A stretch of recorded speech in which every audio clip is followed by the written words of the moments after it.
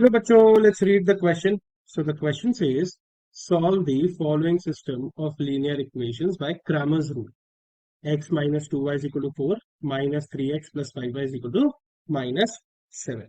So बच्चों इसका की कॉन्सेप्ट लिख लेते हैं. की कॉन्सेप्ट. सो बच्चों देखो इसमें की कॉन्सेप्ट क्रैमर्स रूल ही होगा क्योंकि उसी से हमें सॉल्व करना है. सो Cramer's rule.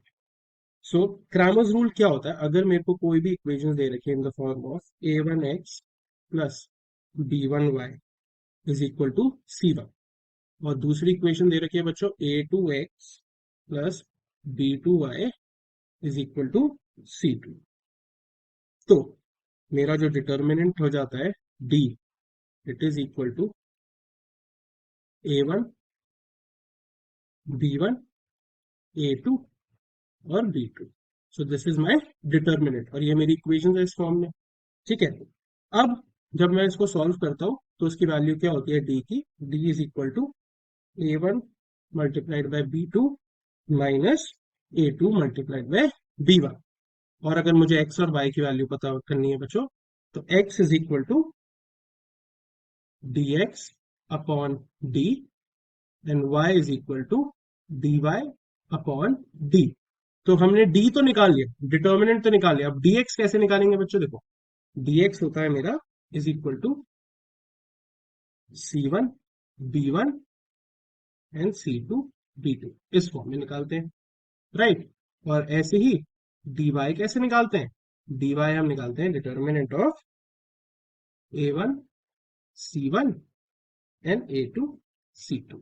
So I hope this की कॉन्सेप्ट इज वेरी क्लियर. बहुत आसान है. अभी जब हम इस क्वेश्चन को करेंगे तब आपको पता चलेगा. तो देखो बच्चों, अब यहाँ पे मेरी इक्वेशन क्या दे रखी है? x minus 2y is equal to 4 और दूसरी इक्वेशन है माइनस 3x प्लस 5y. थोड़ा सा अलग हम लिख लेते हैं, राइट. ये तो 2y है और minus 3x plus 5y is equal to minus 7. ठीक है बच्चों. अब देखो कोएफिशिएंट्स a1 b1 c1 हो जाएंगे. तो यहाँ पे देखो, यहाँ पे लिखो a1 क्या है मेरा? 1 बच्चों. फिर b1 क्या है मेरा? माइनस का 2 और c1 क्या है? That is equal to 4. वैसे ही यहाँ पे देखो a2 क्या है बच्चों? माइनस 3. b2 क्या है बच्चों? 5 और c2 क्या है बच्चों? माइनस का 7. सो पहले d की वैल्यू निकाल लेते हैं. So d would be equal to a1 b1 a2 b2. तो a1 लिख दो यहाँ पे a1, फिर b1 क्या है? माइनस 2. फिर a2 क्या है? माइनस 3 और b2 क्या है बच्चों?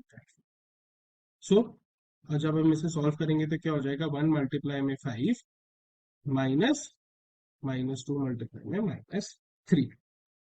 ठीक है. मल्टीप्लाई में माइनस 3 हो गया 5 माइनस 6. हो गया माइनस 1. अब बहुत इंपॉर्टेंट बात है, जब ये नॉट इक्वल टू 0 होता है हम तभी क्रैमर्स रूल एक्स और वाई की वैल्यू निकाल सकते हैं. तो ये हमने जस्टिफाई कर लिया कि ये भाई जो डिटर्मिनेंट की वैल्यू है वो 0 नहीं है, तो हम क्रैमर्स रूल लगा सकते हैं. तो ये देखिए लगा दीजिए. इसमें पहले सबसे पहले dx की वैल्यू निकालिए. तो dx क्या हो जाएगा? dx मैंने क्या लिखा था कि कॉन्सेप्ट में? c1 b1 c2 b2. ठीक है. तो वैसे ही लिख दीजिए. ये क्या हो जाएगा? 4 minus 2 and minus 7 5. So this is going to be 5 multiply में 4 minus 2 multiply में minus 7. So this is equal to 20 minus 14 which is equal to 6. अब dx की वैल्यू 6 आ गई. ऐसे ही dy क्या हो जाएगा? dy हो जाएगा 1 4 minus 3 minus 7. So ये सॉल्व करेंगे तो क्या हो जाएगा? माइनस 7 मल्टीप्लाई में 1 फिर माइनस 4 मल्टीप्लाई में माइनस 3. सो ये हो जाएगा this implies this equals to minus 7 plus 12. So this is equal to 5. अब dx की वैल्यू निकाल ली dy, तो ये मेरा dy है, दिस इज माई dx. अब dx dy दोनों की वैल्यू हमने निकाल ली, तो अब x और y की वैल्यू भी निकाल लेते हैं. तो x is equal to what? dx upon d, right. ये क्या हो गया? दिस इक्वल्स टू dx मैंने क्या निकाला? मैंने निकाला 6 और d की वैल्यू -1, तो x की वैल्यू होगी बच्चों -6 और y ऐसी dy अपॉन डी, तो मैंने dy की वैल्यू क्या निकाली 5 और d की वैल्यू -, सो y हो गया बच्चों -5. So therefore x is equal to -6 and y is equal to -5. So the final answer is x is equal to -6 and y is equal to -5. I hope you understood it well. Best of luck.